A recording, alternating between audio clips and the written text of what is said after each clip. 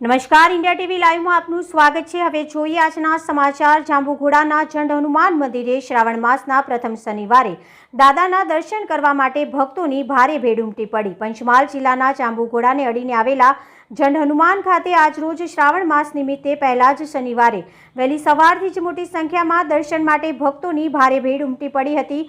જાંબુઘોડા અભયારણ્ય અને ડુંગરોની હારમાળાઓ વચ્ચે બિરાજમાન અને હનુમાનજીની વિશ્વવિખ્યાત અને એક જ પથ્થરમાંથી બનેલી કુદરતી હનુમાનજીની પ્રતિમા આવેલી છે। જંડ હનુમાન ખાતે મોટી સંખ્યામાં વહેલી સવારથી જ હનુમાન ભક્તોનો ભારે ધસારો જોવા મળ્યો હતો અને જંડ હનુમાન ખાતે મેળા જેવો માહોલ સર્જાયો હતો। ત્યારે મોટી સંખ્યામાં દૂર દૂરથી દાદાના ભાવિ ભક્તોએ દાદાના દરબારમાં આવી દર્શનનો લાભ લઈ ધન્ય થયા હતા અને દૂર દૂરથી આવતા દાદાના ભક્તોને ટ્રાફિક સહિતની કોઈ અગવડ ન પડે તે માટે પોલીસ પ્રશાસન દ્વારા ઠેર ઠેર ખડે પગે રહી સેવા બચાવી હતી। Bureau chief Yatin Rathwa.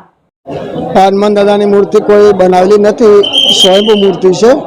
પછી આ એડંબાવન કહેવામાં આવે છે। પછી એના પછી આ નીચે હનુમાન દાદાની પનોતી છે। હનુમાન દાદાની પનોતી એટલે હનુમાન દાદાને તેલ ચડાવો એટલે આપણી પનોતી દૂર થઈ કહેવામાં આવે છે। મૂર્તિ તો આ એડંબાવન કહેવામાં આવે છે, તે વખતનું છે। પછી આગળ ભીમની ચક્કી છે, પાણીનો કુંડ છે, અર્જુને તીર મારીને પાણી કાઢેલું કહેવામાં આવે છે। એ બધું બહુ પહેલાં વખતનું છે।